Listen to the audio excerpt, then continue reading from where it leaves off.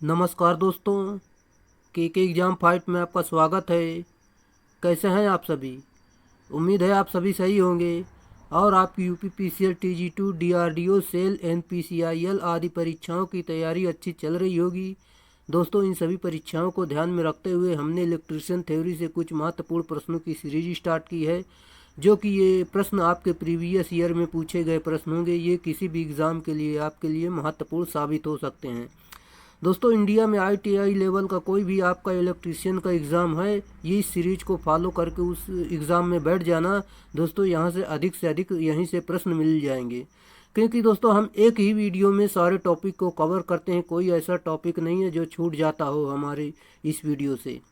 चलिए दोस्तों, आपका ज़्यादा टाइम न लेते हुए इन प्रश्नों की शुरुआत करते हैं। उससे पहले आपसे रिक्वेस्ट है, अगर आप चैनल पर नए हैं तो चैनल को सब्सक्राइब कर लीजिए और अपने दोस्तों में शेयर कर दीजिए। अगर हमारा पढ़ाया हुआ पसंद आ जाता है तो वीडियो को लाइक ज़रूर करना। चलिए आज की वीडियो की शुरुआत करते हैं।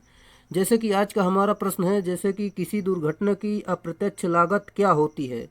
सही उत्तर दोस्तों ऑप्शन नंबर बी, घायलों के अनुत्पादक समय की लागत, ये इसका सही उत्तर होगा। चलिए, जैसे कि हम अगले प्रश्न पर चलते हैं। आपका अगला प्रश्न है, निम्नलिखित में से कौन सा शब्द 5S प्रणाली का भाग नहीं है?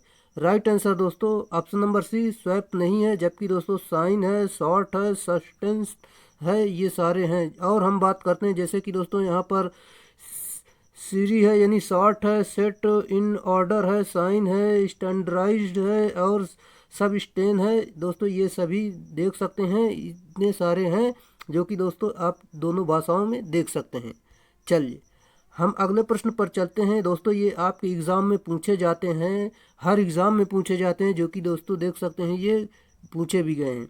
निम्नांकित में से कौन सा भाग कौन सा आग का कारण नहीं है? निम्नांकित में से कौन सा आग का कारण नहीं है दोस्तों, आपको बताना है। इसका सही उत्तर है जो 3 फेज मोटर में रिवर्स कनेक्शन, ये आग का कारण नहीं है। जैसे कि दोस्तों इसमें गलत फ्यूज रेटिंग की वजह से आग लग जाती है और ढीले कनेक्शन से आग लग जाती है। लाइन व न्यूट्रल के बीच क्षतिग्रस्त इंसुलेशन से आग लग जाती है। जबकि दोस्तों इसमें हम बात करते हैं 3 फेज मोटर में किसी 2 फेज के कनेक्शन को रिवर्स करने पर मोटर घूमने की दिशा विपरीत हो जाती है। इससे आग लगने की कोई भी संभावना नहीं होती है। चलिए अगला प्रश्न है। आपका अगला प्रश्न दिया गया है, जैसे कि डैश डैश प्रकार के आग में झाग और सूखा पाउडर वाले अग्निशामक प्रयुक्त होते हैं। सही उत्तर दोस्तों ऑप्शन नंबर बी, जो कि वर्ग बी इसका सही उत्तर होगा। चलिए जैसे कि हम इसमें कुछ इम्पोर्टेंट व्याख्या देख लेते हैं। जैसे कि वर्ग बी आग में झाग और सूखा पाउडर वाले अग्निशामक का प्रयोग करते हैं, और वर्ग बी के अंतर्गत ज्वलनशील पदार्थों एवं ठोसों जैसे मिट्टी का तेल, डीजल, पेट्रोल आदि से लगने वाली अग्नि आती है। इस प्रकार की अग्नि को बुझाने के लिए झाग वाले यंत्र एवं कार्बन डाइऑक्साइड यंत्र प्रयुक्त होते हैं। चलिए अगला प्रश्न है आपका, जैसे कि ड्रिलिंग, कटिंग आदि संक्रियाओं में सीतक का प्रयोग किया जाता है। सही उत्तर ऑप्शन नंबर डी, जैसे कि कटिंग टूल तथा जॉब दोनों को ठंडा करने के लिए इसका प्रयोग किया जाता है। इसमें हम बात कर लेते हैं, जैसे कि ड्रिलिंग, कटिंग आदि संक्रियाओं में सीतक का प्रयोग कटिंग टूल तथा जॉब दोनों को ठंडा करने के लिए प्रयोग किया जाता है। और ड्रिल मशीन वैद्युतिक वायरिंग, लकड़ी या धात्विक वस्तुओं में तीव्र गति से छेद करने के लिए हाथ में पकड़कर चलाई सकने वाली छोटी इलेक्ट्रिक ड्रिल का प्रयोग किया जाता है। ये इसकी कुछ इम्पोर्टेंट व्याख्या थी, जो कि दोस्तों आपको जानना बेहद ज़रूरी था। अगला प्रश्न, किसी छिद्र में चूड़ियाँ काटने के लिए टैप को दक्षिणावर्त दिशा में घुमाने के बाद आधा चक्कर वामावर्त दिशा में घुमाया जाता है, जिससे कि सही उत्तर दोस्तों ऑप्शन नंबर ए, धातु के चिप्स टूट जाएं, ये इसका सही उत्तर होगा। जैसे कि हम इसमें बात करते हैं, जैसे कि किसी छिद्र में चूड़ियाँ काटने के लिए टैप को दक्षिणावर्त दिशा में घुमाने के बाद आधा चक्र वामावर्त दिशा में घुमाया जाता है, जिससे कि धातु से चिप्स टूट जाएं। चलिए अगला प्रश्न है आपका, जैसा कि आपका अगला प्रश्न है, हथौड़े का वर्गीकरण निम्न आधार पर किया जाता है। सही उत्तर ऑप्शन नंबर बी, पिन के आकार एवं तौल के आधार पर इसका प्रयोग किया जाता है। और इनका उपयोग कील ठोकने, गिट्टी व रावल प्लग ठोकने, चीजल के साथ दीवार आदि में छिद्र करने एवं लकड़ी पर फार्मर चीजल के साथ कार्य करने के लिए किया जाता है। चलिए अगला प्रश्न है आपका, जैसे कि हेक्सा ब्लेड की लंबाई नापी जाती है। सही उत्तर ऑप्शन नंबर बी, दोनों पिन होल्स के केंद्रों के बीच की दूरी, ये इसका सही उत्तर होगा। जैसा कि और इसमें हम बात कर लेते हैं, यह लोहा आदि धात्विक वस्तुओं को काटने वाली आरी है और इसमें मुख्यतः एक एडजस्टेबल फ्रेम हैंडल, उच्च इस्पात ब्लेड तथा एडजस्टेबल ब्लेड होल्डर होता है। इसकी लंबाई 30 सेंटीमीटर होती है। चलिए दोस्तों हमने सिर्फ 6-7 वीडियो में ही यूपी आर्विनल में काफ़ी प्रश्न को फंसा दिया है। अगर आप ये जो सारी वीडियो पढ़ रही हैं, अगर इनसे अगर आप पूरा वीडियो देख लेते हैं, मान लो हमने अभी तक 13-14 वीडियो अपलोड कर दिए हैं, अगर ये सारी वीडियो देख लेते हैं तो लगभग डीआरडीओ जो एग्ज़ाम होने जा रहा है इसमें से लगभग 80 से 90 प्रश्न खाली 10 क्लास देख लेंगे तो इसी में से मिल जाएंगे। क्योंकि दोस्तों इतने इम्पोर्टेंट प्रश्न है, इसकी व्याख्या इतनी अच्छी है, यहीं से प्रश्न मिल जाते हैं, इससे बाहर नहीं जाते हैं। चलिए खैर वो आपकी मर्जी है, अगर अच्छा लगता है तो पढ़िए और पूरा वीडियो ज़रूर देखें, तभी आपके समझ में आएगा। क्योंकि दोस्तों कुछ लोग आते हैं, थोड़ी वीडियो देखते हैं, फिर बाद में कहेंगे कि आपकी वीडियो से कुछ नहीं मिलेगा। फिर जब दोस्तों यूपी आर्मी की आंसर की आएगी तब उसमें हम देखेंगे कि कितने प्रश्न फंसे हैं। मात्र दोस्तों 7-8 क्लास में ही 60-70% प्रश्न इसमें से फंस चुके हैं। अगर आपने नहीं देखा है तो देख लेना जब आंसर की आएगी। चलिए हम ज़्यादा बड़ी बात नहीं करेंगे। अगर आप लोग पढ़ना चाहते हैं तो इस सीरीज को फॉलो करते रहें, आपका डीआरडीओ एग्ज़ाम निश्चित ही अच्छा होगा। और एक प्रैक्टिस सेट जरूर लगाते रहें इसके साथ। चलिए अगले प्रश्न पर चलते हैं। जैसे कि किसी परिमित दूरी द्वारा पृथक्कृत दो आवेश किसमें वृद्धि करते हैं? सही उत्तर ऑप्शन नंबर सी, विद्युत क्षेत्र इसका सही उत्तर होगा। जैसा कि किसी परिमित दूरी द्वारा पृथक्कृत दो आवेश विद्युत क्षेत्र में वृद्धि करते हैं। जब दो आवेश एक निश्चित दूरी पर होते हैं तो उनमें आकर्षण या विकर्षण बल कार्य करते हैं, जिसके फलस्वरूप विद्युत क्षेत्र बढ़ता है। अगला प्रश्न आपका दिया गया है, किसी पदार्थ की सापेक्ष विद्युतशीलता सदैव डैश बड़ी होती है। सही उत्तर ऑप्शन नंबर ए, 1 इसका सही उत्तर होगा। जैसे कि दोस्तों किसी पदार्थ की सापेक्षिक विद्युतशीलता सदैव 1 से बड़ी होती है। दोस्तों यहाँ पर देख सकते हैं एप्सिलॉन आर बराबर एप्सिलॉन अपान एप्सिलॉन नॉट इसका दिया गया है फार्मूला। जैसे कि दोस्तों एप्सिलॉन नॉट का हम देखते हैं, एप्सिलॉन नॉट बराबर विद्युत की चुंबकशीलता और एप्सिलॉन जो प्रदर्शित करता है पदार्थ की विद्युतशीलता और एप्सिलॉन आर सापेक्ष विद्युतशीलता को प्रदर्शित करता है, जो कि दोस्तों इस मिलाकर इसका फार्मूला बन गया। चलिए अगला प्रश्न है, विद्युत वाहक बल यानी ईएमएफ आवश्यक होता है। सही उत्तर ऑप्शन नंबर डी, इलेक्ट्रॉन्स को गतिमान करने के लिए, ये इसका सही उत्तर होगा।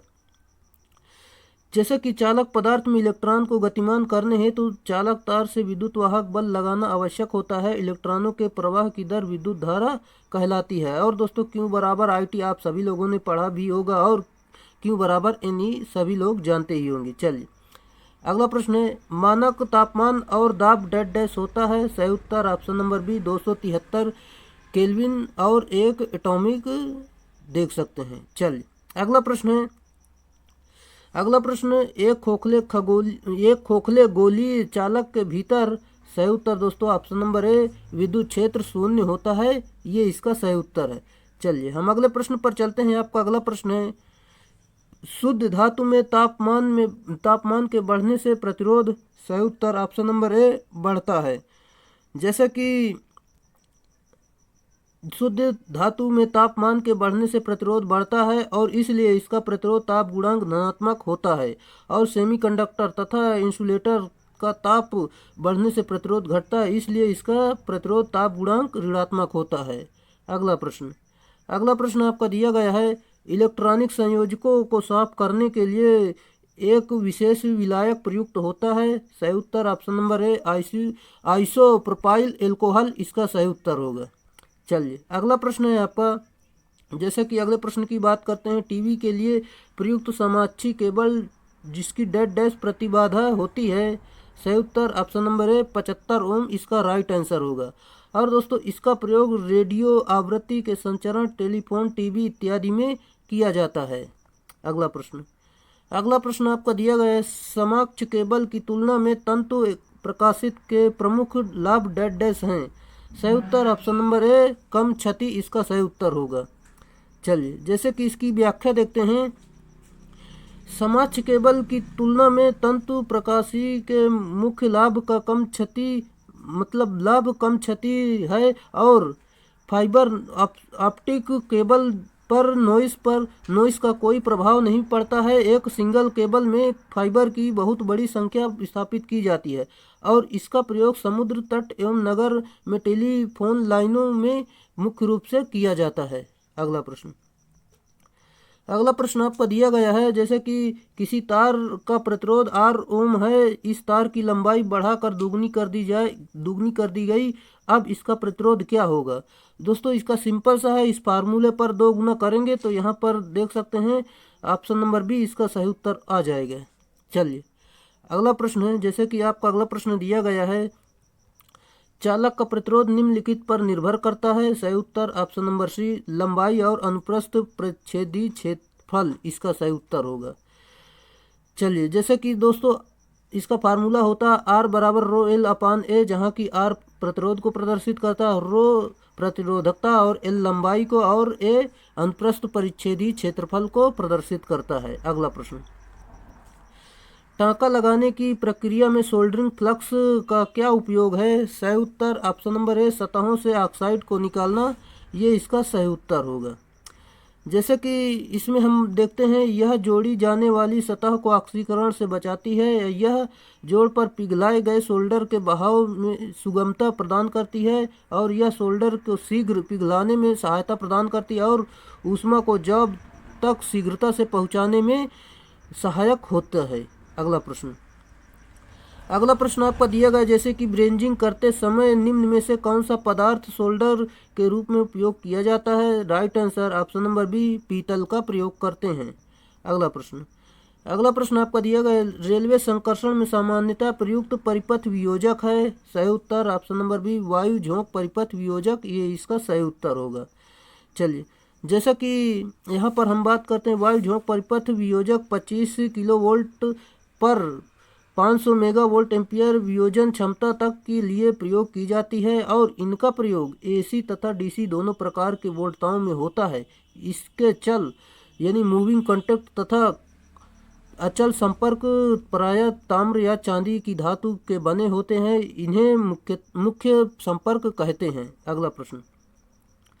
अगला प्रश्न आपका दिया गया है, जैसे कि एचआरसी फ्यूज का आशय है। जैसे कि एचआरसी फ्यूज का फुल फॉर्म बताना है, जैसे कि आप सभी को पता ही होगा, हाई रेफ्रिजरेटिंग कैपेसिटी फ्यूज होता है। अगला प्रश्न दिया गया है, उससे पहले दोस्तों इसकी व्याख्या देखते हैं। जैसे कि एचआरसी फ्यूज कारतूसी फ्यूज का एक ही विकसित रूप होता है, इनकी विदारक क्षमता 66 किलोवोल्ट पर 500 मेगावोल्ट एम्पियर तक होती है, इसलिए इन्हें उच्च विदारक क्षमता वाले फ्यूज कहते हैं। अगला प्रश्न, जैसा कि भू रिसाव यानी अर्थ लीकेज सर्किट ब्रेकर को डेड डैश के रूप में भी जाना जाता है। सही उत्तर ऑप्शन नंबर बी अवशेष करंट सर्किट ब्रेकर इसका सही उत्तर होगा। चलिए जैसा कि दोस्तों इसमें देखते हैं हम, धात्विक खोल युक्त विद्युतीय उपकरणों, यंत्रों व मशीनों आदि में यदि सजीव चालक यानी लाइव कंडक्टर आंशिक रूप से धात्विक खोल को स्पर्श करने लगे तो लीकेज धारा के कारण ऑपरेटर को गंभीर विद्युत झटका लग सकता है। ऐसी स्थिति में सुरक्षा प्रदान करने के लिए सुरक्षा प्रदान करने वाली युक्ति ELCB यानी अर्थ लीकेज सर्किट ब्रेकर कहलाती है। चलिए अगला प्रश्न आपका दिया गया है, यदि ई वोल्ट EMF और R ओम आंतरिक प्रतिरोध वाले इन सेलों को यदि समांतर में जोड़ा जाए तब करंट की सामर्थ्य होगी। यहाँ R बराबर लोड अपन बाह्य करंट दिया गया है। दोस्तों इसका जो राइट आंसर हो जाएगा ऑप्शन नंबर सी E अपान R प्लस R अपान N, इसका राइट फार्मूला हो जाएगा, राइट आंसर इसका है। चलिए अगला प्रश्न है आपका, जैसे कि कारों में निम्नलिखित एम्पियर घंटा क्षमता की बैटरियों का प्रयोग किया जाता है। सही उत्तर ऑप्शन नंबर बी 30 से 60 AH यानी एम्पियर आवर की क्षमता का प्रयोग किया जाता है। यहाँ पर दोस्तों इसकी कैपेसिटी दो प्रकार से ज्ञात की जाती है, जैसे कि एम्पियर आवर और वाट आवर। और दोस्तों कैपेसिटी जो कि एम्पियर आवर में होती है 85 से 95% तक होती है, और वाट आवर की जो कैपेसिटी होती है 70 से 80% तक होती है। अगला प्रश्न आपका दिया गया है, निम्नलिखित प्रयोजन से सेलों को श्रेणी क्रम में जोड़ा जाता है। सही उत्तर option number a, voltage output बढ़ाने के लिए, ये इसका राइट आंसर है। जैसे कि हम बात करते हैं समांतर क्रम में जोड़ा जाता है और धारा आउटपुट बढ़ाते हैं। जैसे कि सेलों को श्रेणी क्रम में जोड़ा जाता है और वोल्टेज को बढ़ाते हैं, और समांतर क्रम में जोड़ा जाता है तो धारा को बढ़ाते हैं। अगला प्रश्न, सौर सेलों में निम्नलिखित में से किस सामग्री का प्रयोग किया जाता है? सिंपल सा है दोस्तों, ऑप्शन नंबर ए, सिलिकॉन का प्रयोग करते हैं। सौर सेलों में सिलिकॉन यानी SI का प्रयोग किया जाता है, जो प्रकाश को अवशोषण करके विद्युत को उपजाते हैं। सिलिकॉन एक सेमीकंडक्टर यानी सेमीकंडक्टर पदार्थ है। चलिए अगला प्रश्न आपका दिया गया है, सौर सेलों की अपेक्षित दक्षता निम्नलिखित के बीच होती है। सही उत्तर ऑप्शन नंबर बी, 25 से 35% तक होती है इसकी दक्षता। अगला प्रश्न, नियम जो प्रेरित EMF और सदैव उन्हें उत्पन्न करने वाले कारण का विरोध करता है वह निम्न कारण से है। सही उत्तर ऑप्शन नंबर ए, लेंज इसका सही उत्तर होगा, जो कि दोस्तों ये जिससे उत्पन्न होता है वही उसी का विरोध करता है। दोस्तों इसको फार्मूला भी आप देख सकते हैं। अगला प्रश्न, निम्नलिखित में से कौन फ्लक्स की एक इकाई नहीं है? सही उत्तर ऑप्शन नंबर बी, फ्लक्स की इकाई टेस्ला नहीं होती, जबकि दोस्तों वेबर होती है, मैक्सवेल होती है, और ये सभी होती हैं। बाकी मतलब ये वेबर और मैक्सवेल होती है, जबकि टेस्ला नहीं होती है। टेस्ला फ्लक्स की इकाई नहीं होती, बल्कि फ्लक्स घनत्व की इकाई होती है। टेस्ला जो होती है वो फ्लक्स घनत्व की इकाई होती है। चलिए जैसा कि हम अगले प्रश्न पर चलते हैं, आपका अगला प्रश्न दिया गया है, सामग्री का वह गुण जो इसमें पैदा हुए चुंबकीय फ्लक्स का विरोध करता है कहलाता है। सही उत्तर ऑप्शन नंबर डी, प्रतिष्ठंभ कहलाता है। चलिए जैसा कि हम इसमें जान लेते हैं, जैसे कि यह पदार्थ का वह गुण जो अपने में चुंबकीय फ्लक्स उत्पन्न होने का विरोध करता है। दूसरे शब्दों में परिपथ चुंबकीय फ्लक्स के साथ यह मतलब चुंबकीय फ्लक्स के पथ या मार्ग में प्रस्तुत प्रतिरोध प्रतिष्ठंभ कहलाता है। जैसे कि दोस्तों इसका फार्मूला भी आप जान सकते हैं। अगला प्रश्न, लेंज नियम निम्नलिखित के संरक्षण के नियम का परिणाम है। सही उत्तर ऑप्शन नंबर ए, ऊर्जा इसका सही उत्तर होगा। चलिए अगला प्रश्न है आपका, जैसे कि अगले प्रश्न पर चलते हैं, स्टार बांधित संतुलित 3 फेज परिपथ की लाइन वोल्टता है। सही उत्तर option number c, phase voltage का √3 गुना होता है। दोस्तों इसका फार्मूला भी आप देख सकते हैं, ये इसका फार्मूला है और ये भी दिए गए हैं, ये सारी जानकारी आप देख सकते हैं। अगला प्रश्न दिया गया है, जैसे कि एक जयविक्रिय AC वोल्टता का शिखर मान 220 वोल्ट है, इसका RMS मान कितना होगा? सही उत्तर दोस्तों ऑप्शन नंबर बी, 110√2 इसका सही उत्तर होगा। जैसे कि दोस्तों यहाँ से इसका मान निकाल सकते हैं, VRMS बराबर VM/√2। यहाँ पर V का मान रख देंगे 220√2 का मान लो इसमें भाग देंगे तो दोस्तों इसका मान निकल कर आ जाएगा 110√2 इसका सही उत्तर हो जाएगा। अगला प्रश्न आपका दिया गया है, जैसे कि प्रेरक लोड के आर पार प्रयुक्त यानी अनुप्रयुक्त AC वोल्टता की आवृत्ति बढ़ने पर प्रेरक प्रतिघात कैसे बदलता है? सही उत्तर ऑप्शन नंबर ए, रैखिक रूप से बढ़ता है, ये इसका सही उत्तर होगा। जैसे कि दोस्तों यहाँ पर देख सकते हैं। चलिए अगला प्रश्न आपका दिया गया है, जैसे कि एक संतुलित 3 फेज स्टार संयोजित प्रणाली में यदि लाइन धारा 30 एम्पियर है तो फेज धारा कितनी होगी? सही उत्तर ऑप्शन नंबर डी, 30 एम्पियर इसका राइट आंसर होगा। जैसे कि लाइन धारा फार्मूला होता है फेज धारा, जो कि देख सकते हैं लाइन धारा इतना दिया है, यहाँ पर इसके बराबर यानी फेज धारा के बराबर 30 आ जाएगा।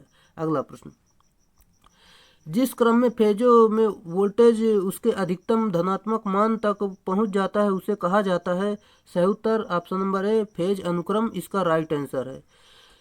जैसा कि हम बात करते हैं फेज अनुक्रम से तात्पर्य उस क्रम से है जिसमें तीनों की फेजों में वोल्टता उच्चतम मान प्राप्त करती है। फेज अनुक्रम बदलते पर मशीन की घूमने की दिशा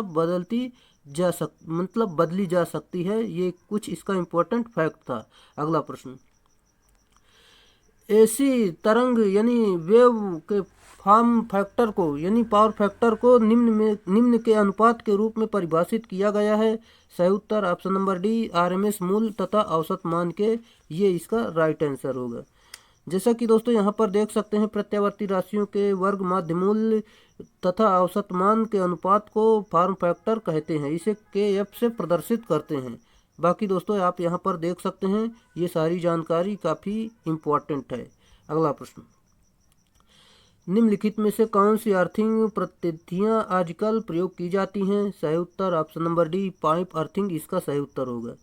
जैसा कि दोस्तों हम इसमें देखते हैं जैसे कि पाइप अर्थिंग सस्ती एवं टिकाऊ होती है और अच्छा भू संपर्कन प्राप्त होता है। पाइप अर्थिंग 2 मीटर लंबे और 38 mm व्यास का गैल्वेनाइज्ड इस्पात यानी GI छिद्रमय पाइप इलेक्ट्रोड के रूप में प्रयोग किया जाता है और जमीन शुष्क होने पर इलेक्ट्रोड की लंबाई 2 मीटर से बढ़ाकर 2.75 मीटर तक कर दी जाती है।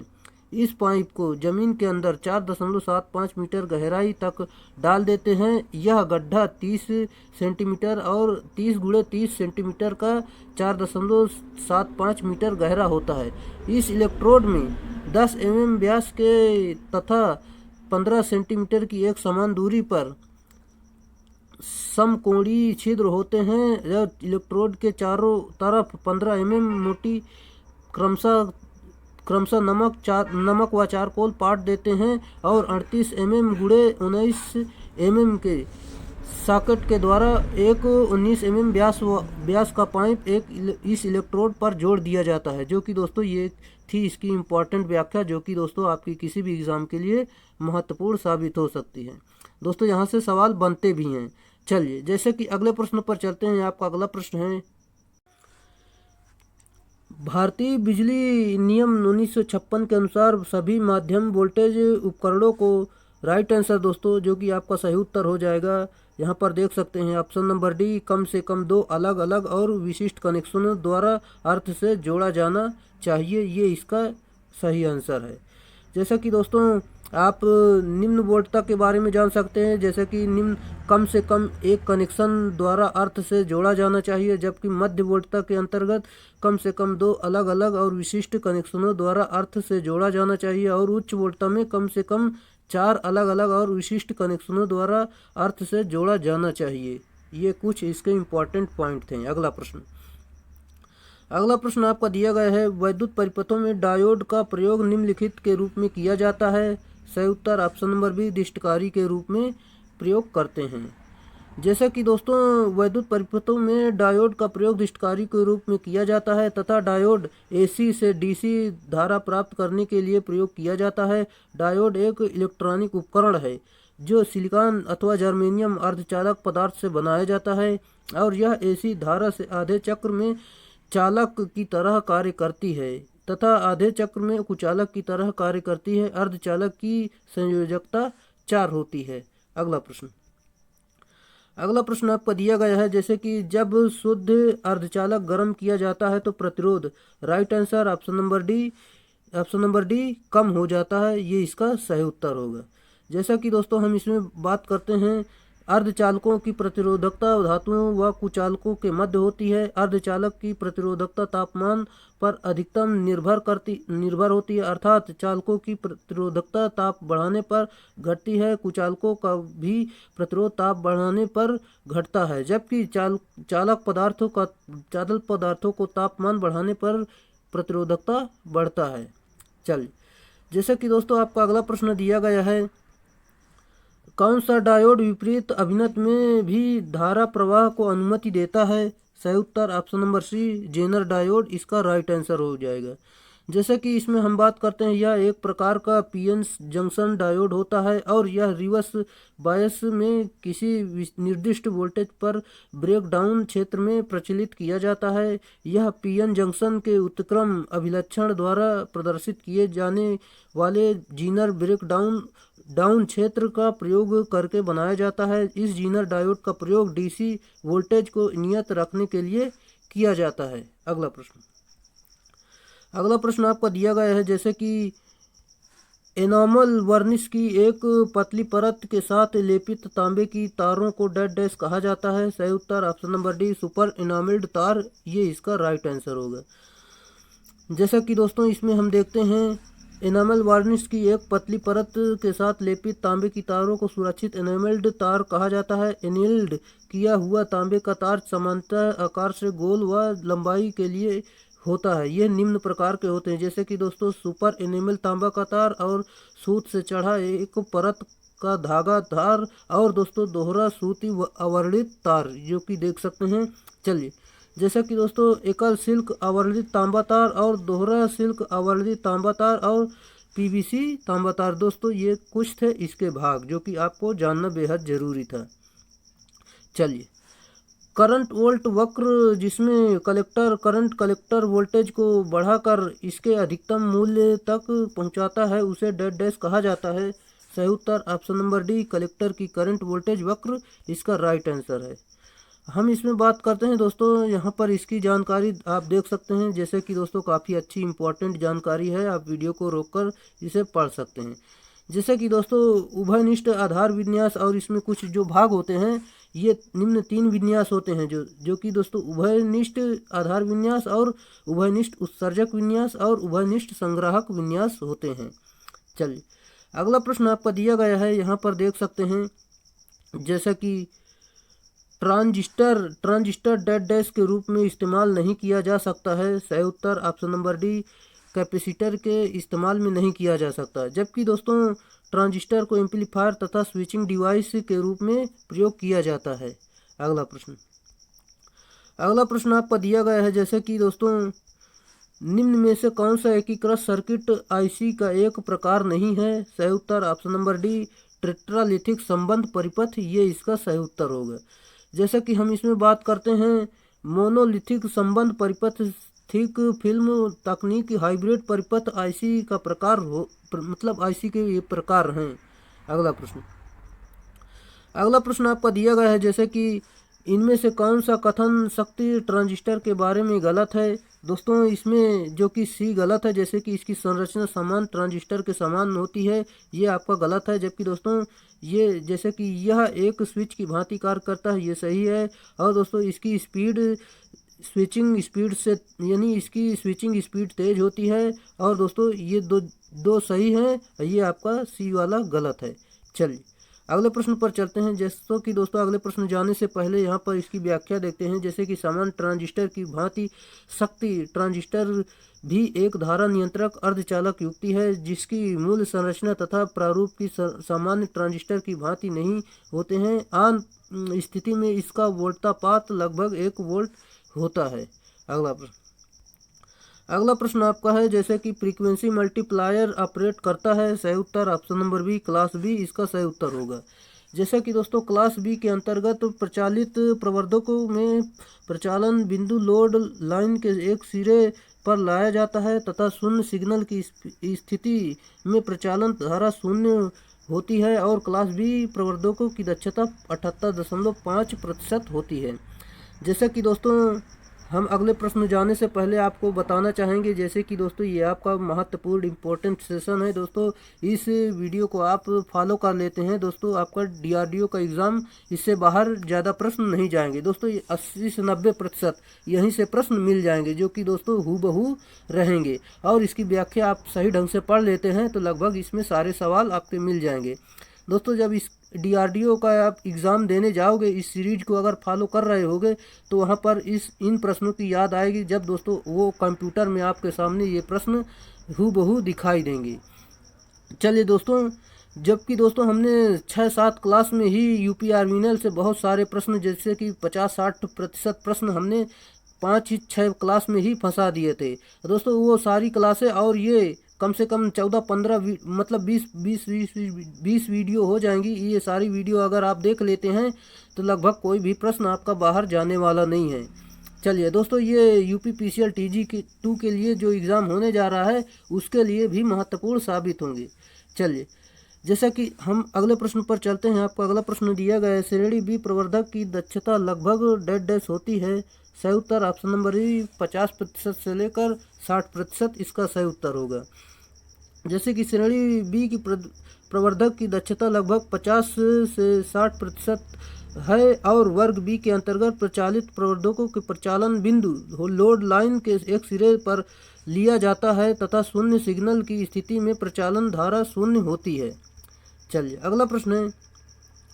अगला प्रश्न आपका दिया गया है, श्रव्य आवृत्ति प्रवर्धक यानी एएफ एम्पलीफायर के निरूपण यानी विरूपण का संभावित कारण है। सही उत्तर ऑप्शन नंबर सी, इनपुट संकेत स्तर अति उच्च होना चाहिए। चलिए अगला प्रश्न आपका दिया गया है, शक्ति प्रवर्धक वास्तव में डैश डैश होता है। सही उत्तर ऑप्शन नंबर सी, एक धारा प्रवर्धक, इसका राइट आंसर है।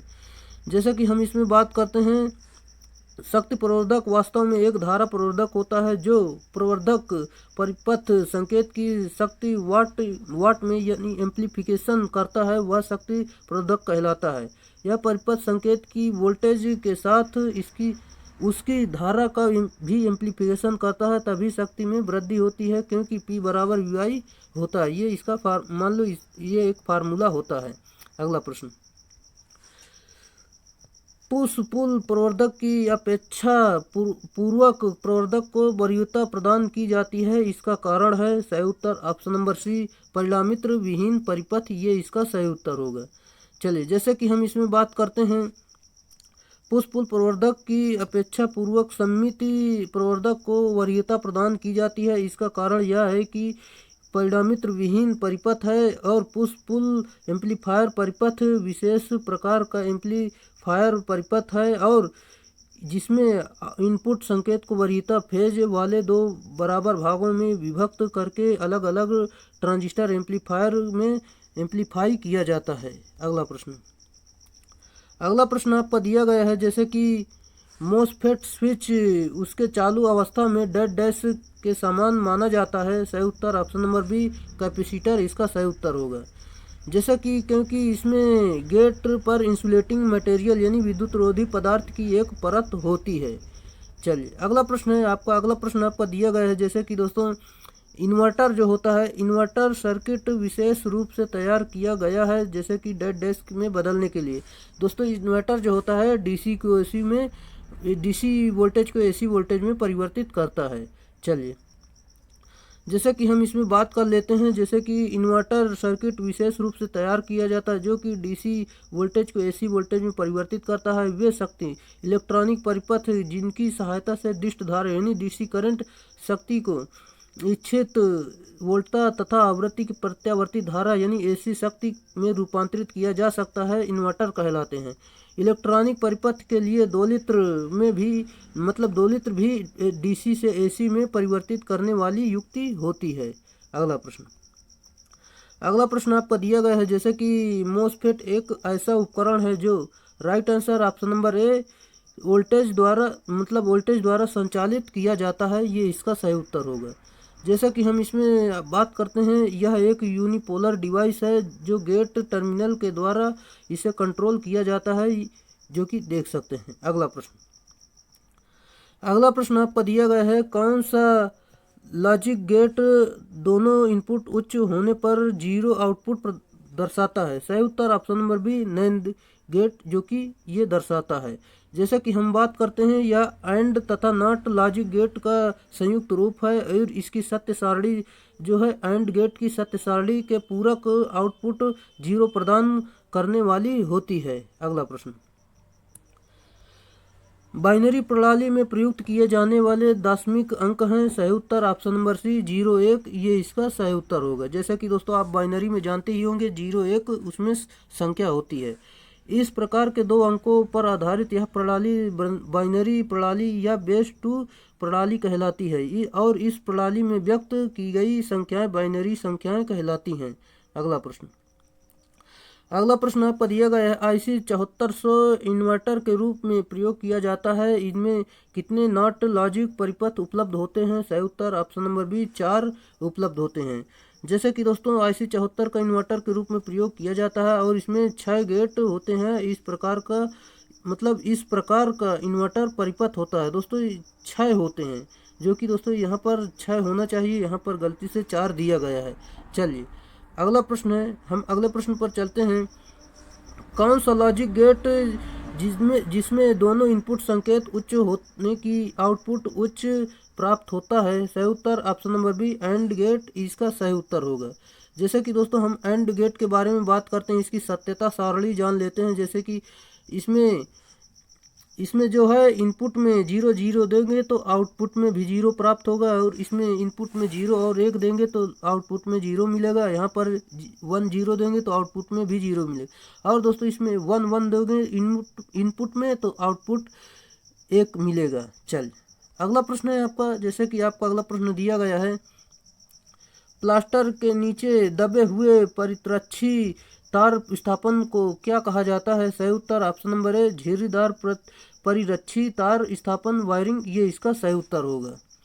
चलिए जैसे कि हम अगले प्रश्न पर चलते हैं। आपका अगला प्रश्न है, अंदर दबाने की विधियां तभी संभव हैं जब परिभक्षी की खड़ी लंबाई डैश डैश हो। सही उत्तर ऑप्शन नंबर बी छोटी और सीधी, इसका सही उत्तर होगा। जैसा कि दोस्तों यहाँ पर हम देख सकते हैं, कंड्यूट एक ट्यूब होती है जो वायरिंग में भवन या स्ट्रक्चर को सुरक्षा प्रदान करती है। कंड्यूट धातु, फाइबर, प्लास्टिक इत्यादि की बनी होती है। अगला प्रश्न आपको दिया गया है। जैसे कि स्विच और एसेसरीज बॉक्सों को भू संपर्कित करने की जरूरत नहीं है यदि वे डैश डैश से बने होते हैं। सही उत्तर option number A PVC box से बने होते हैं, तब उनको भू संपर्कित करने की ज़रूरत नहीं है। जैसे कि हम इसमें देखते हैं, स्विच और एसेसरीज बॉक्सों को भू संपर्कित करने की ज़रूरत नहीं यदि वे पीवीसी बॉक्स से बने होते हैं, क्योंकि पीवीसी बाहर फ्लक्स नहीं जा सकता, यानी पीवीसी के बाहर फ्लक्स नहीं जा सकता। और दोस्तों पीवीसी का पूरा नाम जो है पॉलीविनाइल क्लोराइड होता है। उपकरण को वह स्ट्रे चुंबकीय क्षेत्र से सुरक्षा प्रदान करने के लिए जो मतलब उपकरण को ढलवा लोहे यानी कास्ट आयरन से बने खोल ढक दिए जाते हैं, जिससे कि सोल्डरिंग कहते हैं, सील्ड कहते हैं दोस्तों, सील्ड। चलिए अगला प्रश्न है, 2 पिन सॉकेट और पिन का तब उपयोग किया जा सकता है जब एक्सेसरीज। सही उत्तर ऑप्शन नंबर बी दोहरी इंसुलेटेड हो। जैसा कि यहाँ पर दोस्तों देख सकते हैं, जैसा कि 2 पिन सॉकेट और पिन का तब उपयोग किया जा सकता है जब एक्सेसरीज दोहरी इंसुलेटेड हो और सॉकेट सचल तथा घरेलू उपयोग के वैद्युत उपकरणों को विद्युत सप्लाई प्रदान करने वाली युक्ति होती है। अगला प्रश्न है आपका, जो कि किसी एसी जनरेटर तथा डीसी जनरेटर में एक मूलभूत अंतर यह है कि दोस्तों इसका सही उत्तर हो जाएगा, जो कि आप देख सकते हैं ऑप्शन नंबर डी सही उत्तर होगा। जैसे कि एसी जनरेटर में सर्पी वलय होते हैं जबकि डीसी जनरेटर में दिक् परिवर्तक होता है। चलिए जैसे कि अगले प्रश्न जाने से पहले इसकी कुछ व्याख्या देखते हैं, जो कि आपके एग्जाम के लिए बहुत ही महत्वपूर्ण है। यहाँ पर जैसे कि किसी एसी जनरेटर तथा डीसी जनरेटर में एक मूलभूत अंतर यह है कि एसी जनरेटर में सर्पी वलय यानी स्लिप रिंग होते हैं जबकि डीसी जनरेटर में कम्यूटेटर होता है।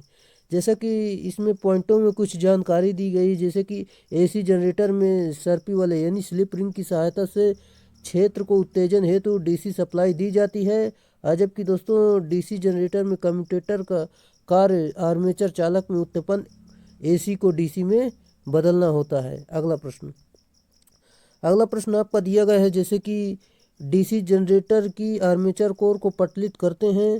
सही उत्तर दोस्तों ऑप्शन नंबर सी भंवर धारा हानियों को कम करने के लिए इसे पटलित करते हैं।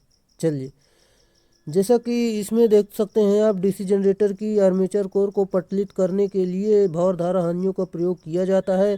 जैसा कि दोस्तों भंवर धारा हानि का फार्मूला होता है, यहाँ पर देख सकते हैं। चलिए हम अगले पॉइंट पर चलते हैं। भंवर धारा हानि क्रोड में उत्पन्न अधिकतम फ्लक्स घनत्व बी मैक्स वर्ग के समानुपाती होता है।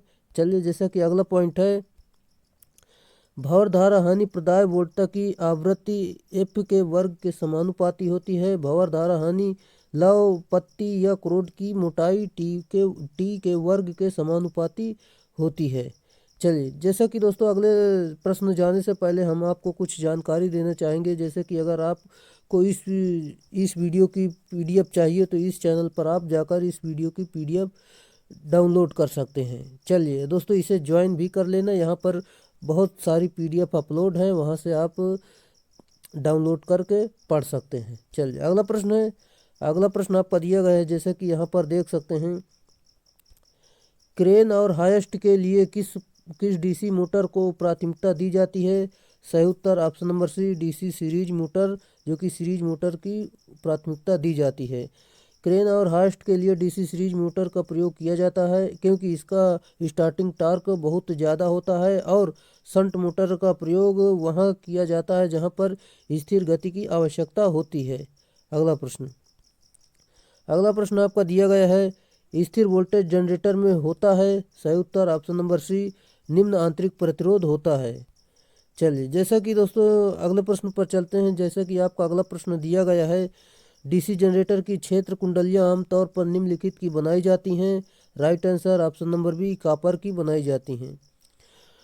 और यह माइका का प्रयोग कम्यूटेटर बनाने में किया जाता है, ढलवा लोहे द्वारा योक बनाने में, और दोस्तों कार्बन द्वारा कार्बन ब्रुश बनाने में इसका प्रयोग किया जाता है। चलिए अगला प्रश्न है। जैसा कि आपका अगला प्रश्न, DC जनरेटर में ध्रुव स्क्रू निम्नलिखित द्वारा आबद्ध रहते हैं। सही उत्तर ऑप्शन नंबर बी, शंकुखात पेंच इसका सही उत्तर होगा। चलिए अगला प्रश्न है आपका, जैसा कि मतलब सीरीज मोटरों का उपयोग निम्नलिखित में से किस में किया जाता है? सही उत्तर ऑप्शन नंबर सी, भारोत्तोलन यंत्र या क्रेन में करते हैं। जैसा कि दोस्तों यहाँ पर देख सकते हैं, जहाँ उच्च प्रारंभिक बलाघूर्ण यानी टॉर्क की आवश्यकता होती है, वहाँ पर सीरीज मोटर का उपयोग किया जाता है, और इसका सीरीज फील्ड जो मोटे विद्युत रोधी तार के कम वर्तनी यानी कम टर्न का बना होता है, तथा यह आर्मेचर के श्रेणी क्रम में जुड़ा रहता है। अगला पॉइंट है, जैसा कि आटा चक्कियों में इंडक्शन मोटर का प्रयोग किया जाता है, और पानी के पंप में DC शंट मोटर का प्रयोग किया जाता है। ड्रिल मशीनों में यूनिवर्सल मोटर का प्रयोग किया जाता है, और दोस्तों यूनिवर्सल मोटर का प्रयोग जो है फूड मिक्सर में भी किया जाता है। अगला प्रश्न, मोटर जिसमें series field winding shunt field winding के कारण उत्पन्न हुई फील्ड की सहायता के लिए जुड़ी होती है, उसे डेड डैश कहा जाता है। सही उत्तर ऑप्शन नंबर सी, संचयी यौगिक मोटर कहते हैं। जैसे कि दोस्तों इसमें देख सकते हैं, वह मोटर जिसमें series field winding shunt field winding के कारण उत्पन्न हुई फील्ड की सहायता के लिए जुड़ी होती है, उसे संचयी यौगिक मोटर कहते हैं। जैसे कि इसमें फिगर में आप समझ सकते हैं। यहाँ पर हम बात करते हैं, जैसे कि साथियों यहाँ पर इसमें सीरीज तथा शंट फील्ड में धारा एक ही दिशा में प्रवाहित होती है, और इसका बेलन मिल तथा भारी मशीन टूल्स में किया जाता है।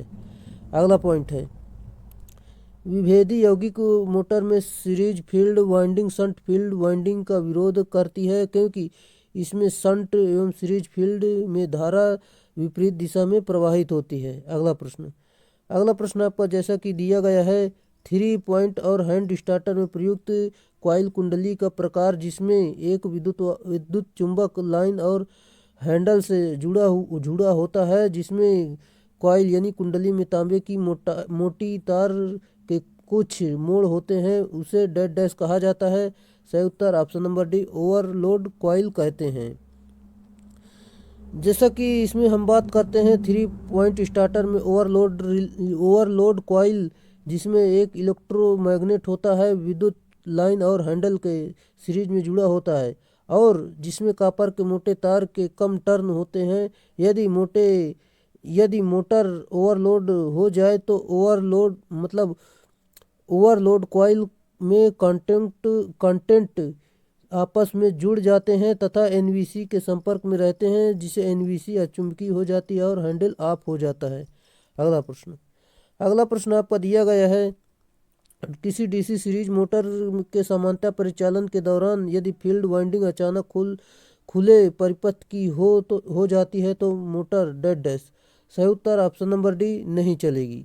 चलिए, जैसा कि हम इसमें देख लेते हैं, किसी DC सीरीज मोटर के समान परिचालन के दौरान यदि फील्ड वाइंडिंग अचानक खुले परिपथ की हो जाती है तो मोटर नहीं चलेगी। चलिए अगला पॉइंट पर चलते हैं। जैसा कि DC सीरीज मोटर का सीरीज क्षेत्र यानी सीरीज फील्ड जो है विद्युत रोधी तार यानी विद्युत रोधित तार के कम टर्न यानी कम वर्तन का होता है तथा आर्मेचर के सीरीज में जुड़ा होता है। सीरीज मोटर का उपयोग जहां उच्च प्रारंभिक बलाघूर्ण की आवश्यकता होती है वहां पर किया जाता है, जैसे कि इलेक्ट्रिक ट्रैक्शन, ट्रम वे, होयस्ट और लिफ्ट आदि में करते हैं। अगला प्रश्न आपका दिया गया है, शंट फील्ड को आर्मेचर के साथ डैश डैश में जोड़ा जाना चाहिए। सही उत्तर ऑप्शन नंबर ए, समांतर में जोड़ा जाना चाहिए। जैसा कि शंट फील्ड को आर्मेचर के साथ समांतर में जोड़ा जाता है और शंट फील्ड की वाइंडिंग को पतले ताम्र चालक के अधिक फेरों से की जाती है, सीरीज फील्ड को आर्मेचर के सीरीज में जोड़ा जाता है, यह मोटे तार के कम टर्न की बनाई जाती है। अगला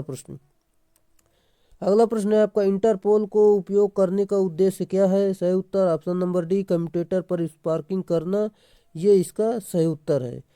जैसा कि इंटरपोल को उपयोग करने का उद्देश्य कम्यूटेटर पर स्पार्किंग करना, और दोस्तों इसमें इंटरपोल छोटे अतिरिक्त ध्रुव होते हैं तथा इन्हें मशीन के ढांचे के मुख्य ध्रुव के बीच लगाया जाता है।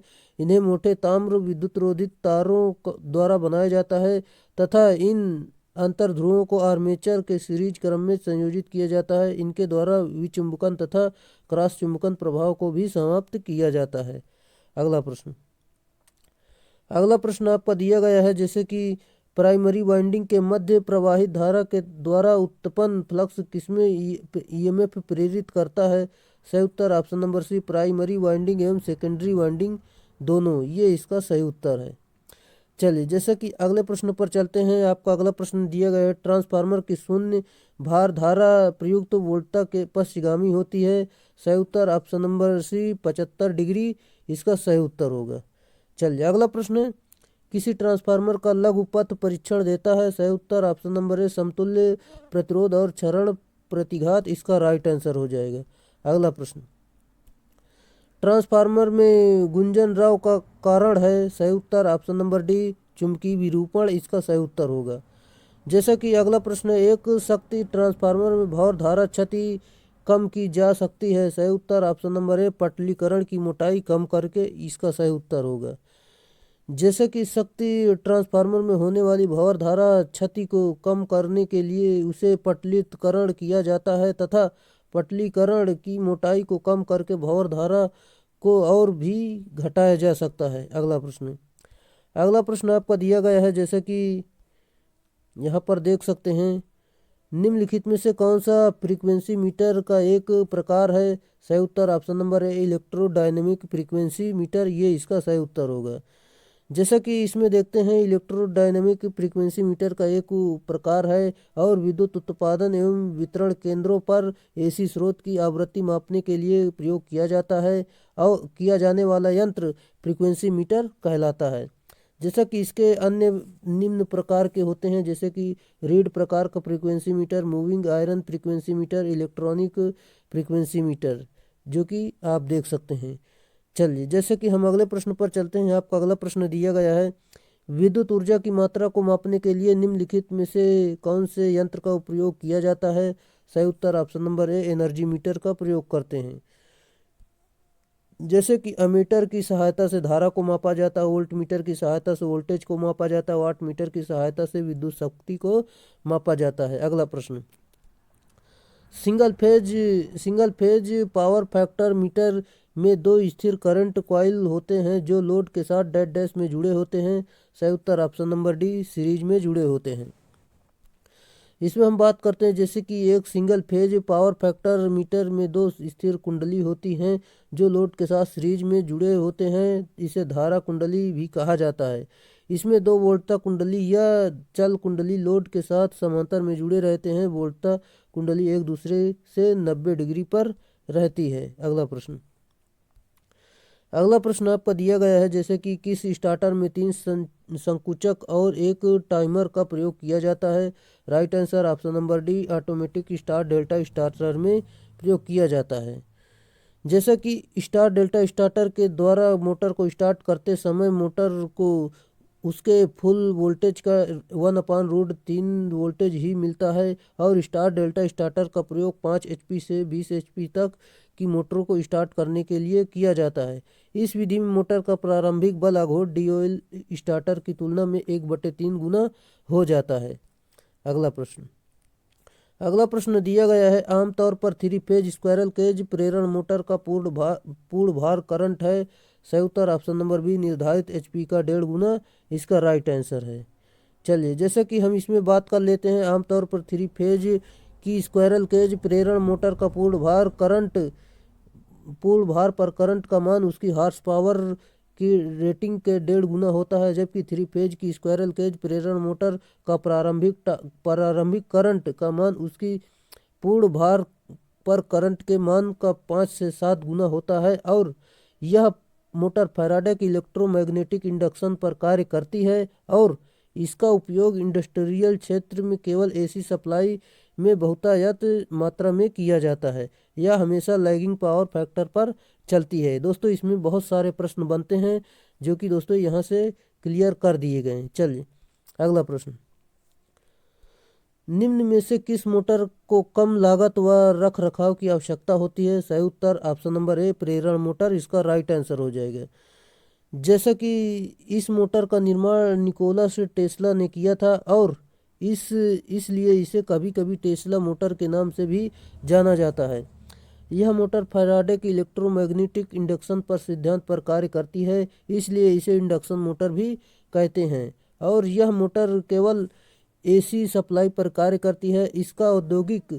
इसका उपयोग औद्योगिक क्षेत्र में ज़्यादा किया जाता है और यह सदैव पश्चिगामी शक्तिगुणक पर चलती है। अगला प्रश्न आपका दिया गया है, 3 फेज प्रेरण मोटर के साथ स्टेटर प्रतिरोध स्टार्टर का उपयोग करते समय स्टार्टर के प्रतिरोधों को ऐसा रखा जाता है। सही उत्तर ऑप्शन नंबर ए, अधिकतम रखा जाता है। जैसा कि हम इसमें बात करते हैं, 3 फेज प्रेरण मोटर के साथ स्टेटर प्रतिरोध स्टार्टर का उपयोग करते समय प्रारंभ में स्टार्टर के प्रतिरोध को अधिकतम रखा जाता है। गति नियंत्रण की इस विधि में मोटर के स्टेटर में रियोस्टेट की सहायता से प्रतिरोध जोड़ दिया जाता है। फलस्वरूप सप्लाई वोल्टेज का मान कम हो जाता है और वोल्टेज के कम होने से मोटर में उत्पन्न बल आघूर्ण कम हो जाता है। चलिए, अगला प्रश्न आपका दिया गया है, जैसे कि प्रेरण मोटर की असामान्य रगड़ ध्वनि को रोका जा सकता है। सही उत्तर ऑप्शन नंबर बी, उचित और नियमित स्नेहन इसका सही उत्तर होगा। जैसा कि प्रेरण मोटर में असामान्य रगड़ने की ध्वनि को सही और नियमित स्नेहन करके रोका जा सकता है। यह आवाज़ बियरिंग से आने पर स्नेहन से समाप्त हो जाता है। अगला प्रश्न आपका दिया गया है, एक DOL स्टार्टर में कंडक्टर कॉइल का क्या कार्य है? सही उत्तर option number D, running on state इसका सही उत्तर होगा। जैसा कि कंडक्टर सभी स्टार्टर का मुख्य घटक होता है, यह एक प्रकार की ऐसी स्विचिंग युक्ति होती है जो एक साथ कई परिपथों को ऑन या ऑफ कर सकती है। इसे यांत्रिक या वैद्युत न्यूमेटिक रिले द्वारा प्रचलित किया जा सकता है। इसकी प्रमुख विशेषताएं हैं, जैसे कि दोस्तों यह प्रति घंटा 50 से 60 बार प्रचलित किए जाने की इसमें क्षमता होती है और यह सप्लाई असफल हो जाने पर स्वतः ही ऑफ हो जाने की इसमें क्षमता होती है तथा ऑपरेटर द्वारा पुनः युक्ति को प्रचालन न किए जाने तक लोड परिपथ को ऑफ रखने की इसमें क्षमता होती है। अगला प्रश्न आपका दिया गया है, जैसे कि सिंक्रोनस गति के लगभग 75% गति पर अपकेंद्री स्विच ऑक्सिलरी वाइंडिंग को लाइन सप्लाई आपूर्ति से अलग कर देता है पर स्लिप्ड फेज इंडक्शन मोटर निम्न में से किस पर चलती है? सही उत्तर option number A, running winding पर चलती है। चलिए, यहाँ पर हम कुछ व्याख्या देख लेते हैं, जैसे कि सिंगल फेज इंडक्शन मोटर का एक ही प्रारूप स्लिप्ड फेज इंडक्शन मोटर है और जिसमें स्क्वायरल केज टाइप रोटर प्रयोग किया जाता है और स्टेटर पर 2 प्रकार की वाइंडिंग, मुख्य वाइंडिंग अथवा रनिंग वाइंडिंग तथा ऑक्सिलरी अथवा सहायक वाइंडिंग का इस्तेमाल किया जाता है, जो कि ये वाइंडिंग आपस में क्रमशः 90 डिग्री विद्युतीय रूप से आपस में विस्थापित होती हैं। जब यह मोटर प्रारंभ होकर अपनी तुल्यकालिक गति के 75% गति को प्राप्त करती है, तब अपकेंद्री स्विच की सहायता से ऑक्सिलरी वाइंडिंग लाइन से अलग हो जाती है। तत्पश्चात मोटर केवल रनिंग वाइंडिंग पे चलती है। अगला प्रश्न आपको दिया गया है, खिलौनों में निम्नलिखित में से कौन सा मोटर उपयुक्त किया जाता है? सही उत्तर option number A, shaded pole motor उपयोग किया जाता है। जैसे कि शेडेड पोल मोटर की जो दक्षता होती है 5 से लेकर 35% तक होती है। अगला प्रश्न आपका दिया गया है, स्लिप रिंग एवं ब्रश अल्टरनेटर में किसे जोड़ने के लिए प्रयुक्त होता है? सही उत्तर ऑप्शन नंबर ए, बाहरी सर्किट को क्षेत्र वाइंडिंग से, इसका सही उत्तर होगा। जैसा कि स्लिप रिंग एवं ब्रश अल्टरनेटर में बाहरी सर्किट को क्षेत्र वाइंडिंग से जोड़ने के लिए प्रयुक्त होता है, जबकि जनरेटर में स्लिप रिंग का उपयोग बाहरी सर्किट आर्मेचर वाइंडिंग को जोड़ने के लिए किया जाता है, क्योंकि अल्टरनेटर में घूमने वाला पार्ट क्षेत्र जो वाइंडिंग होता है, जबकि जनरेटर में घूमने वाला भाग आर्मेचर वाइंडिंग होता है। अगला प्रश्न, किसी अल्टरनेटर की ईएमएफ बढ़ानी हो तो सही उत्तर ऑप्शन नंबर ए, फील्ड को रेगुलेट करके फ्लक्स को बढ़ाते हैं। अगला प्रश्न आपका दिया गया है, जब आर्मेचर चालकों की संख्या 84 तथा पोलों की संख्या 6 है तो पोल पिच का मान क्या होगा? दोस्तों, इसका जो फार्मूला होता है, पोल पिच बराबर चालकों की संख्या अपान पोलों की संख्या। यहाँ पर चालकों की संख्या 84 रख देंगे और पोलों की संख्या 6 यहाँ पर रखकर भाग दे देंगे। आपका ऑप्शन नंबर डी 14 सही उत्तर हो जाएगा। अगला प्रश्न, एसी जनरेटर में आर्मेचर का कोर बना होता है। सही उत्तर ऑप्शन नंबर बी, नरम लोहा का बना होता है। चलिए, जैसा कि इसमें देखते हैं, एसी जनरेटर में आर्मेचर कोर नरम लोहे का बना होता है। रोटर में अंदर परिधि में आर्मेचर चालक रखने के लिए स्लॉट बनी रहती हैं। रोटर एक ऐसे गतिपाल पहिए की तरह होता है जिससे उसके बाहरी परिधि में क्रम से एन तथा एस ध्रुव आबद्ध रहते हैं। अगला प्रश्न है आपका, एक वेब वाइंडिंग में समांतर पथों की संख्या डैश होती है। सही उत्तर ऑप्शन नंबर बी, इसमें दोस्तों हमेशा 2 रहती है, जबकि दोस्तों लैप में जो होता है वो समांतर पथों की संख्या और पोल्स की संख्या बराबर होती है। अगला प्रश्न, डैश का उपयोग करके कम्यूटेटर सेगमेंट विद्युत रोधित किए जाते हैं। सही उत्तर option number B, mica insulator इसका सही उत्तर होगा। कम्यूटेटर डीसी मशीनों में एसी को डीसी तथा डीसी को एसी में परिवर्तित करने के लिए प्रयोग किया जाता है। अगला प्रश्न, किस प्रकार की दृश्य धारा मशीनों के लिए पास कुंडली को प्राथमिकता दी जाती है? सही उत्तर ऑप्शन नंबर ए, उच्च धारा और निम्न वोल्टता, इसका सही उत्तर होगा। जबकि निम्न धारा तथा उच्च वोल्टता के लिए तरंग वेव कुंडली दृश्य धारा जनित्र को प्राथमिकता दी जाती है। अगला प्रश्न, डीसी मशीनों में लैप कुंडलन उपयुक्त है डैश धारा डैश वोल्टेज के लिए। सही उत्तर ऑप्शन नंबर डी, उच्च और कम, इसका सही उत्तर होगा। जैसा कि हम बात करते हैं, लैप वाइंडिंग ज़्यादा धारा तथा कम वोल्टेज के लिए प्रयोग की जाती है। लैप वाइंडिंग में समांतर पथों की संख्या पोलों की संख्या के बराबर होती है, जैसा कि मैंने आपको बता दिया। अगला प्रश्न, डिस्क धारा मशीन में 4 पोल तरंग कुंडली का प्रयोग किया जाता है। समांतर पथों की संख्या क्या होती है? सही उत्तर ऑप्शन नंबर बी, 2, इसका सही उत्तर होगा। जैसे कि वेव वाइंडिंग में समांतर पथों की संख्या हमेशा 2 होती है, जबकि लैप वाइंडिंग में समांतर पथों की संख्या पोल्स की संख्या के बराबर होती है। अगला प्रश्न, आमतौर पर संकेंद्री वाइंडिंग का उपयोग डैश में किया जाता है। सही उत्तर ऑप्शन नंबर ए, एकल फेज वाले मोटरों में किया जाता है। जैसा कि इस प्रकार की कुंडली में एक कॉयल ग्रुप की सभी कॉयल संकेंद्री प्रकार की होती हैं। इसमें कॉयल्स के एक दूसरे पर चढ़ी हुई नहीं होती हैं, परंतु प्रत्येक संलग्न कॉयल में खांचों का कॉयल पिच का अंतर होता है। इस प्रकार की वाइंडिंग में अधिक मेहनत करनी पड़ती है। इस प्रकार की वाइंडिंग में अधिक शीतलन स्थान प्राप्त होता है। अगला प्रश्न, अगला प्रश्न आपका दिया गया है, जैसे कि दोस्तों यहाँ पर ये जैसे कि वाइंडिंग इस प्रकार बताई गई है, इस प्रकार आप जान सकते हैं। चलिए हम अगले प्रश्न पर चलते हैं। आपका अगला प्रश्न है, किस प्रकार की वाइंडिंग में कुंडलियाँ एक दूसरे के साथ परस्पर छादित होती हैं? सही उत्तर option number B, chain winding इसका राइट आंसर है। जैसा कि हम बात करते हैं इसमें चेन या फ्लैट रूप ओवर लैप वाइंडिंग कॉइल एक दूसरे के साथ परस्पर छादित होती हैं। इस प्रकार की वाइंडिंग में प्रति पोल प्रति फेज कॉइल की संख्या एक से अधिक रखी जाती है। कॉइल प्रायः दो आकार की बनाई जाती है और प्रत्येक स्टेटर खांचों में दो कॉइल्स के पार्श्व स्थापित किए जाते हैं, जैसा कि यहाँ पर आप देख भी सकते हैं। और यह वाइंडिंग देखने में जंजीर की भांति होती है और यह वाइंडिंग सिंगल फेज इंडक्शन यानी सिंगल फेज एसी पंखों में स्थापित की जाती है। जैसा कि दोस्तों आपका डीआरडीओ का एग्ज़ाम आ रहा है, जो कि दोस्तों 7 तारीख को इलेक्ट्रीशियन वालों का एग्ज़ाम है। दोस्तों वो लोग इस सीरीज को ज़रूर फॉलो करें, क्योंकि दोस्तों अगर आप इस सीरीज को फॉलो करते हैं यहाँ से हूबहू आपको प्रश्न मिल जाएंगे। क्योंकि इसमें जो अगर प्रश्न से नहीं मिलेगा दोस्तों, इसकी व्याख्या से अधिकतर यहीं से प्रश्न मिल जाते हैं।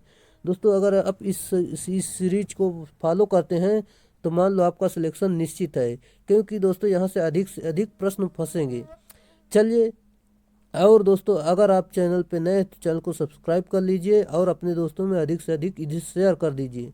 चलिए हम अगले प्रश्न पर चलते हैं। जैसा कि आपका अगला प्रश्न दिया गया है, प्रत्यक्ष प्रकाश व्यवस्था में डेड डैश सही उत्तर ऑप्शन नंबर ए 90% प्रकाश से नीचे की ओर होता है। चलिए, जैसा कि दोस्तों यहाँ पर अर्ध प्रत्यक्ष व्यवस्था के बारे में हम थोड़ी जानकारी लेते हैं। इस व्यवस्था में 60 से 90 प्रकाश अर्ध प्रत्यक्ष प्रवर्तक में कार्य क्षेत्र में पड़ता है तथा शेष छत एवं दीवार से परिवर्तित होता है।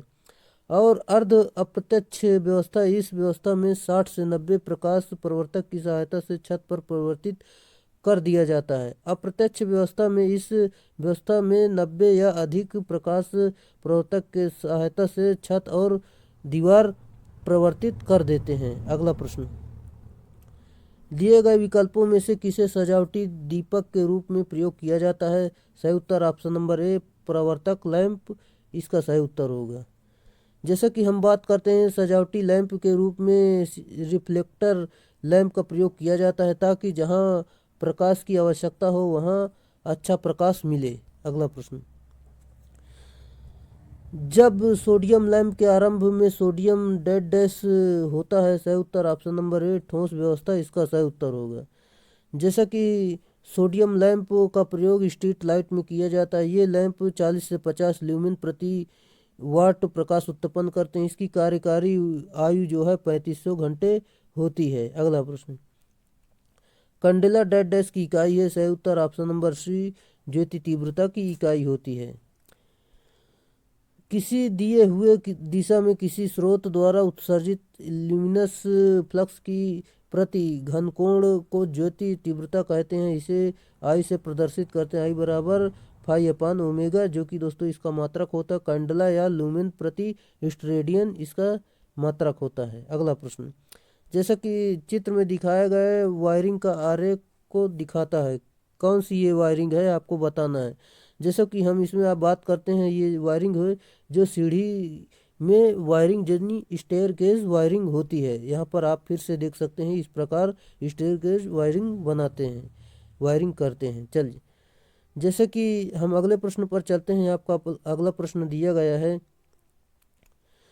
घरेलू वायरिंग एवं छोटी इकाइयों के लिए सुरक्षा उपाय के रूप में निम्नलिखित में से इस्तेमाल किया जाना चाहिए। सही उत्तर ऑप्शन नंबर डी, एमसीबी यानी मिनिएचर सर्किट ब्रेकर इसका सही उत्तर होगा। जैसा कि एमसीबी का पूरा नाम मैंने आपको बता दिया। चलिए हम अगले प्रश्न पर चलते हैं। आपका अगला प्रश्न दिया गया है, यहाँ पर देख सकते हैं। जैसा कि दिया गया है, किस प्रकार के कंड्यूट पाइप का उपयोग औद्योगिक वायरिंग में किया जाता है? सही उत्तर ऑप्शन नंबर डी, जस्तीकृत दृढ़ कंड्यूट पाइप इसका सही उत्तर होगा। चलिए अगला प्रश्न है आपका। अगला प्रश्न दिया गया है, वाहनों के डैशबोर्ड तथा वैद्युतिक मशीनों में नियंत्रक पट समानता यह है कि? सही उत्तर ऑप्शन नंबर डी, दोनों उच्च वोल्टता उपस्थित रहती है। अगला प्रश्न, अगला प्रश्न आपका दिया गया है। चलिए दोस्तों अगले प्रश्न पर चलते हैं। आपका अगला प्रश्न है, थ्री फेज विद्युत वितरण पट में प्रयोग किए जाने वाले वोल्टमीटर का परास होता है। सही उत्तर ऑप्शन नंबर डी 0 से लेकर 500 वोल्ट इसका सही उत्तर होगा। जैसे कि थ्री फेज में 440 वोल्ट से ज़्यादा वोल्टेज पाई जाती है और इसमें वोल्टमीटर का परास उच्च होना चाहिए, जिससे थ्री फेज की वोल्टता मापी जा सके। परास उच्च होने पर विद्युत वितरण नियंत्रण पट से थ्री फेज की वोल्टता मापी जा सकती है। ये कुछ इसके इम्पोर्टेंट फैक्ट थे। अगला प्रश्न, नियंत्रक पटों में बल्ब, पायलट लैंप, एलईडी का प्रयोग डेड डैश के रूप में किया जाता है। सही उत्तर ऑप्शन नंबर बी सूचक युक्ति का प्रयोग किया जाता है। और दोस्तों इसमें हम बात करते हैं नियंत्रक पट का कार्य निर्माण मशीन संयंत्र की आवश्यकताओं के अनुरूप किया जाता है। अगला प्रश्न आपका, विद्युत वितरण उपकेंद्र के नियंत्रक पट में दिष्टकारी का प्रयोग किया जाता है। सही उत्तर ऑप्शन नंबर बी एसी मापक यंत्रों को डीसी मापक यंत्रों में प्रयोग करने हेतु, ये इसका सही उत्तर होगा। चलिए, जैसा कि एसी आपूर्ति को डीसी आपूर्ति में परिवर्तित करने वाली युक्ति जो होती है दिष्टकारी कहलाती है। अगला प्रश्न आपका दिया गया है, किस विद्युत उत्पादन संयंत्र की संचालन लागत न्यूनतम होती है। सही उत्तर option number D hydro electric की कम न्यूनतम होती है। जबकि दोस्तों हाइड्रो इलेक्ट्रिक पावर प्लांट जल की स्थितिज ऊर्जा तथा गतिज ऊर्जा को विभिन्न उपकरणों की सहायता से विभिन्न ऊर्जा में बदलते हैं, अर्थात इस पावर प्लांट में ईंधन के रूप में जल का प्रयोग किया जाता है। अगला प्रश्न, विकसित देशों में किसी जनरेटिंग स्टेशन का अधिकतम वोल्टेज कितना होता है। सही उत्तर option number B 33 kilo volt इसका सही उत्तर होगा। जबकि दोस्तों भारत में जनरेटिंग स्टेशन के लिए वोल्टेज का मान 11 किलो वोल्ट है। भारत में मानक आवृत्ति 50 हर्ट्ज और प्लस माइनस 3% है। चलिए, जबकि दोस्तों अमेरिका में यही जो कि 60% होती है हर मतलब आवृत्ति। किस किस बिजली संयंत्र में सर्ज टैंक का उपयोग किया जाता है। सही उत्तर ऑप्शन नंबर है हाइड्रो इलेक्ट्रिक पावर में सर्ज टैंक का उपयोग किया जाता है। सर्ज टैंक पेनस्टॉक से प्रवाहित होने वाले पानी को हैमरिंग से बचाता है। हाइड्रो इलेक्ट्रिक पावर प्लांट से प्रदूषण नहीं होता है तथा इस प्लांट की दक्षता सर्वाधिक होती है। अगला प्रश्न आपका दिया गया है, जैसे कि यहाँ पर देख सकते हैं, ईंधन सेल के संबंध में निम्नलिखित में से कौन सा सत्य नहीं है। सही उत्तर दोस्तों इसमें देख सकते हैं ऑप्शन नंबर डी सत्य नहीं, जैसे कि वे उच्च प्रदूषण का कारण बनते हैं और उनका ऑपरेशन शोर भरा होता है, ये गलत है। जबकि दोस्तों ये सही है, जैसे कि ऊर्जा किसी बाहरी स्रोत की आवश्यकता नहीं होती है, ये सही है। और वे सक्षम होते हैं, ये उनके स्थान पर कोई प्रतिबंध नहीं है, ये सभी सही हैं। चलिए, जबकि ऑप्शन नंबर डी आपका सही उत्तर हो जाएगा। यहाँ पर दोस्तों ईंधन सेल रासायनिक ऊर्जा को विद्युत ऊर्जा में परिवर्तित करता है, जिसका उपयोग विभिन्न इलेक्ट्रॉनिक परिपथों में पावर सप्लाई के लिए किया जाता है तथा इलेक्ट्रॉनिक उपकरणों जैसे रेडियो, घड़ी, टॉर्च इत्यादि में करते हैं। अगला प्रश्न आपका दिया गया है, जैसे कि लघु संचरण लाइन पर फेज फॉल्ट के लिए डेड डैश टाइप की रिले प्राथमिकता दी जाती है। सही उत्तर ऑप्शन नंबर डी प्रतिघात टाइप इसका सही उत्तर होगा। जैसे कि माध्यम लाइन में प्रतिबाधा रिले का प्रयोग किया जाता है, लंबी लाइन में मेहो रिले का प्रयोग किया जाता है।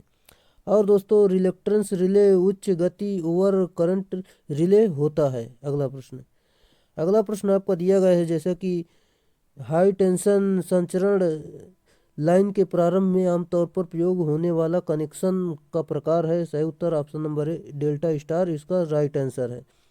जैसा कि हम बात करते हैं डेल्टा स्टार कनेक्शन से उच्च वोल्टता प्राप्त होता है, जिससे प्रति फेज कम विद्युत रोधन की आवश्यकता होती है। डेल्टा स्टार का प्रयोग द्वितीय वितरण लाइनों में भी करते हैं। अगला प्रश्न, इस्पात के खंभों को किससे बचाने के लिए इन पर पेंट किया जाता है। सही उत्तर ऑप्शन नंबर ए जंग से बचाने के लिए इसमें पेंट करता है।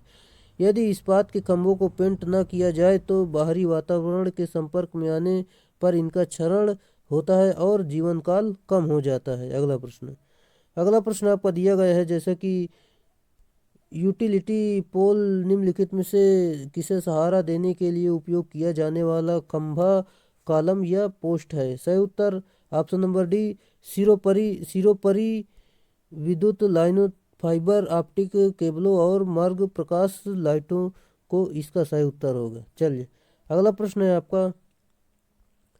अगला प्रश्न दिया गया है, कवच युक्त केबल से क्या लाभ है? सही उत्तर ऑप्शन नंबर ए, यह उच्च प्रभाव को बनाए रख सकती है, ये इसका सही उत्तर होगा। जैसा कि हम इसमें बात करते हैं, कवच आर्मरिंग यानी केबल को बाहरी आघात से केबल को सुरक्षित प्रदान करती है। केबल के परतें जो होती हैं दोस्तों, ये कंडक्टर यानी चालक और इम्प्रीग्नेंट पेपर और दोस्तों मेटालिक शीथ और बेंडिंग आर्मरिंग और सर्विंग, ये सभी इसके भाग होते हैं, परतें होती हैं। चलिए अगला प्रश्न दिया गया है, जैसे कि केबल में इंटरशीथ का उपयोग डेड डैश के लिए किया जाता है। सही उत्तर ऑप्शन नंबर ए, उचित तनाव वितरण, इसका सही उत्तर होगा। जैसे कि इंटरशीथ के अंदर एक ही परावैद्युत पदार्थ का विभिन्न लेयर में बिछा दिया जाता है, जिससे कि वोल्टेज का वितरण होता है।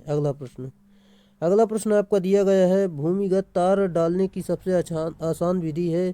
सही उत्तर ऑप्शन नंबर ए, प्रत्यक्ष गड़ाई, डायरेक्ट ब्यूरियन, इसका सही उत्तर होगा। जैसा कि हम बात करते हैं, यहाँ पर देख सकते हैं भूमिगत तार डालने की सबसे आसान विधि प्रत्यक्ष गड़ाई यानी डायरेक्ट ब्यूरियल होता है। यहाँ पर आप देख सकते हैं। अगला